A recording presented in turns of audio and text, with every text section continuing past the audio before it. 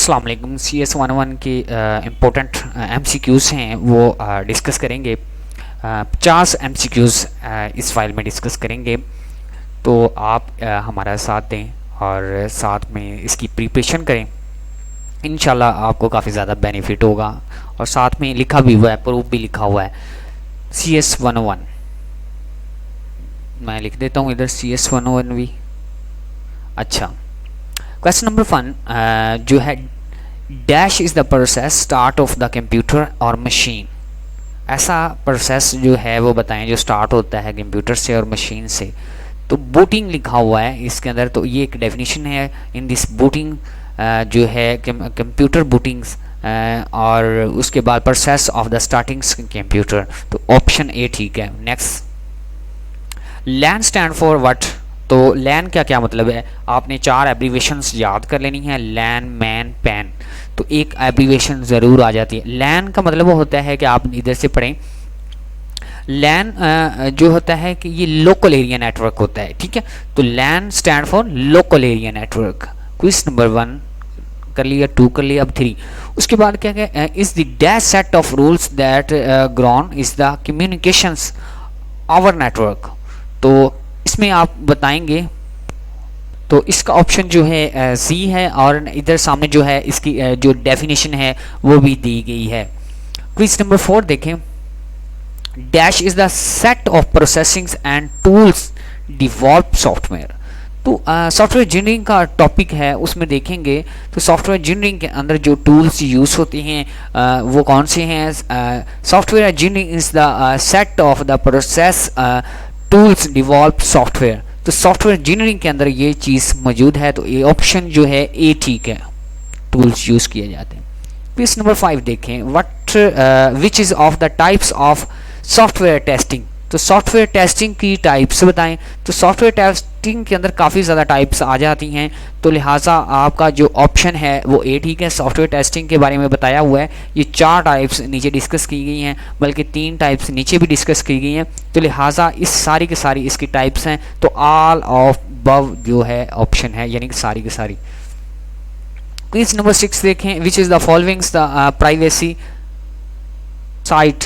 तो privacy sites देखें, Google है, उसके बाद MSN है, व्हाट्सएप है, उसके बाद फेसबुक है, माइक्रोसॉफ्ट है। तो ये सारे के सारे इसमें भी बताई गई हैं, तो इसका all of the above option ठीक है।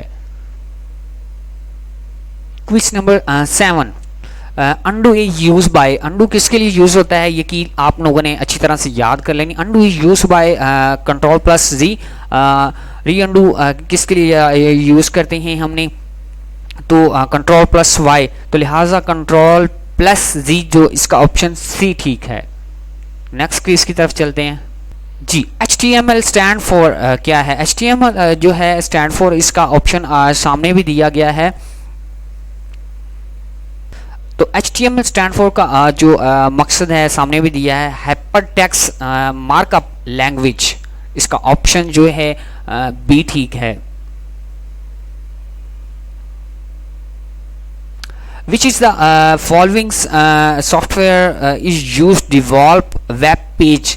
तो वेब पेज के लिए कौन से सॉफ्टवेयर डिवॉल्व किए जाते हैं। नोटपैड भी किया जाता है, फॉन्ट पेज भी किया जाता है, कि इसके अंदर सारे के सॉफ्टवेयर सामने जो हैं तीनों सॉफ्टवेयर डिस्कस किए गए हैं, तो लिहाजा all of the above option ठीक है। क्विज नंबर 10 है, विच is the following correct HTML code for the creating the reset button. तो HTML का कोड जो है प्रॉपर जो है इधर डिस्कस किया गया है, तो बट इसके अंदर आप लिखें सी वाला ऑप्शन ठीक है। Input types equal to double quotations resets value and double quotation resets and angle, ठीक है। तो ये आपका जो है ऑप्शन सी ठीक है। विच is the following not include in select और टैब। तो वो कहता है कि इसमें कौन से चीज़ें जो हैं इंक्लूड नहीं हैं।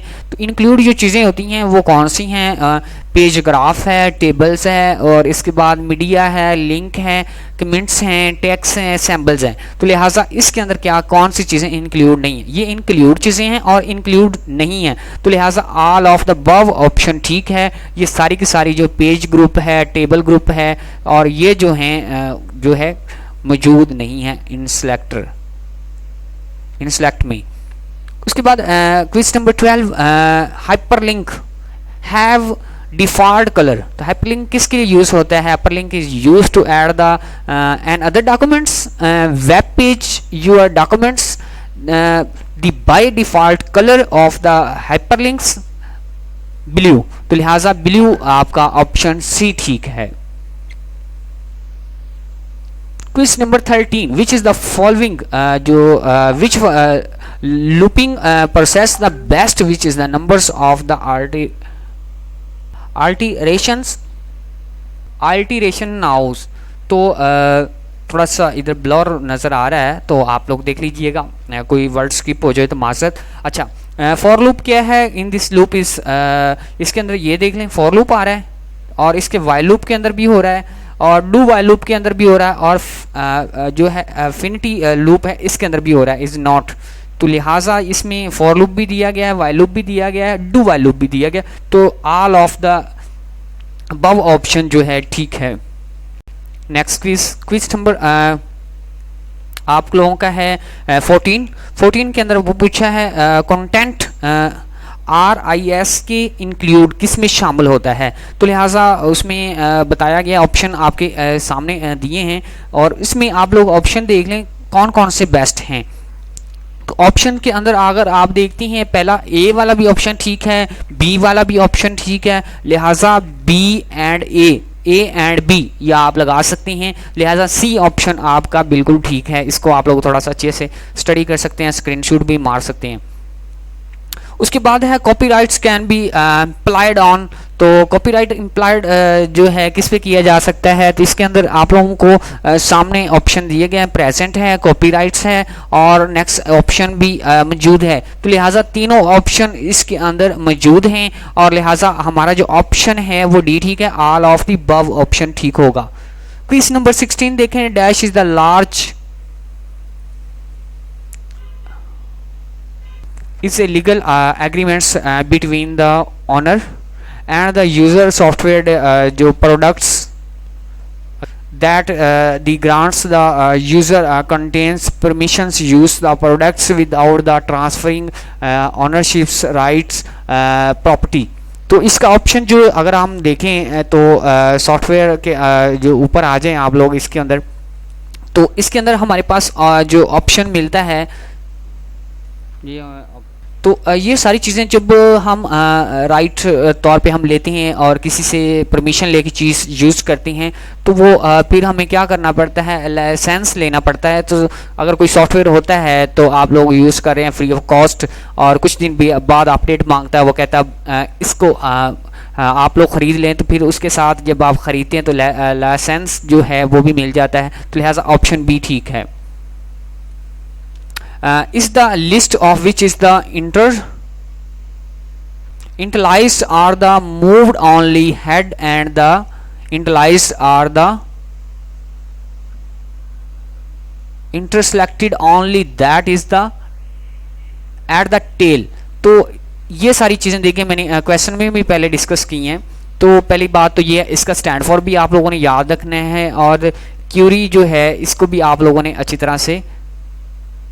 अच्छा, ये ऑप्शन जो मेरे पास है ना, ये वाला आप लोगों ने देखना है, ये क्यूरी लिखा हुआ है, बट आपने सही करना है, यहाँ से मुझे लगता है मिस्टेक है। ठीक है, ऑप्शन ए ठीक है, क्यूरी लफ्ज़ होना चाहिए था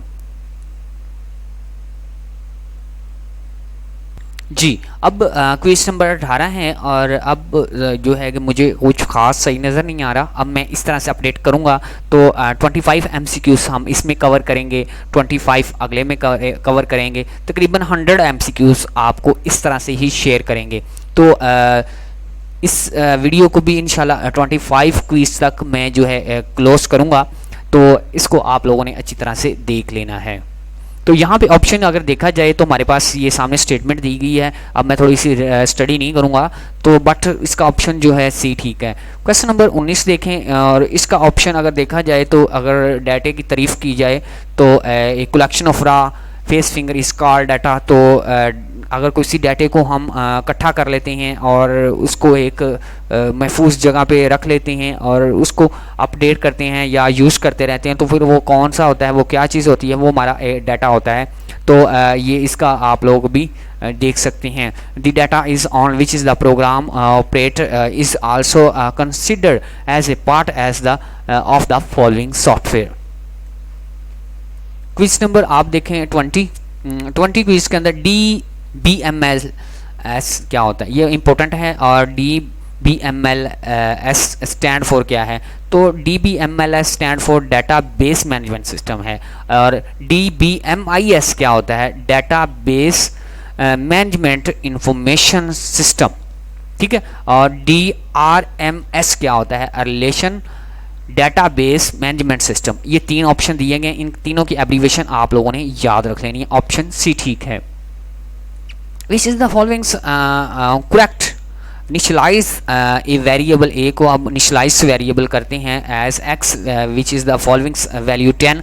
तो अगर हम करते हैं इसके अंदर ऑप्शन कौन सा ठीक है, तो इंट हमारे पास वेरिएबल ज़्यादातर एक्स वाई जी यूज़ होते हैं। तो अगर हम इस तरह से कर दें तो int equal to int G equal to 10, float Y equal to 10 point, इस तरह से भी कर सकते हैं। और शॉर्ट एक्स इक्वल टू 2 इस तरह से। तो हमारे पास बी ऑप्शन जो है वो ठीक, इंट एक्स इक्वल टू 10 वाला, ये सही इनिशियलाइज हुआ है, ठीक है। क्विज नंबर अगर देखें आप लोग 22, तो is the special data types store the same data types. तो इसके अंदर स्पेशल जो डाटा टाइप्स है वो देखेंगे कौन सी है। अरे के अंदर हमारे पास अक्सर स्पेशल डाटा टाइप्स होती हैं, अपनी मर्जी से जो डाटा टाइप्स आप ले सकते हैं, इंट फ्लोट और स्ट्रिंग वगैरह स्पेशल डाटा टाइप्स होती हैं। तो लिहाजा इसका ऑप्शन जो है ए ठीक है, एन रे में हम ये स्पेशल डाटा टाइप्स ले सकते हैं। क्विज नंबर 23 देखेंगे और ये है कॉन्टैक्ट RIS इंक्लूड, इसमें क्या चीज़ यूज़ होती है। तो ये सारी की सारी चीज़ें इसमें डिस्कस की गई हैं, ऑनलाइन होता है। और उसके बाद नेक्स्ट ऑप्शन बी देखें तो शेयरिंग हो रहा होता है। तो ये सारी नीचे ये इधर मैंने सामने सॉरी डिस्कस की हुई हैं हर चीज़। तो लिहाजा इसका all of the above option जो है वो ठीक है। क्विज नंबर अगर देखें 24, तो इसमें अंदर आपसे जो पूछा गया है concept input the produce output के बारे में। तो इसमें कौन सा which is the following paradigm which is accepts inputs and the produce output. तो लिहाजा अगर इसमें हम देखते हैं कि the imperative paradigms is also now जो है वो पैराडाइम कहते हैं। दी लेयर देखे जाएं तो इसके अंदर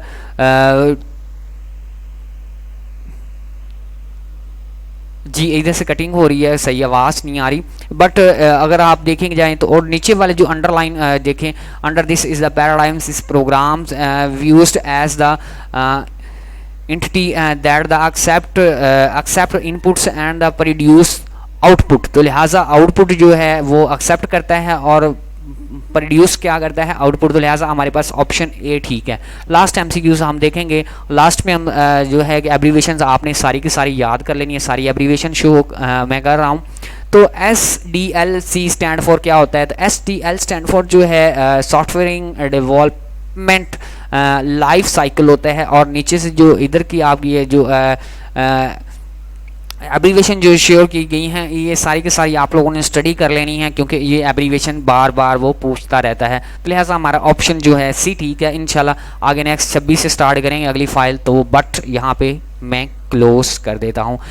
मिलेंगे नेक्स्ट वीडियो में। अब आपसे लेंगे इजाज़त, तब तक के लिए अल्लाह हाफिज़।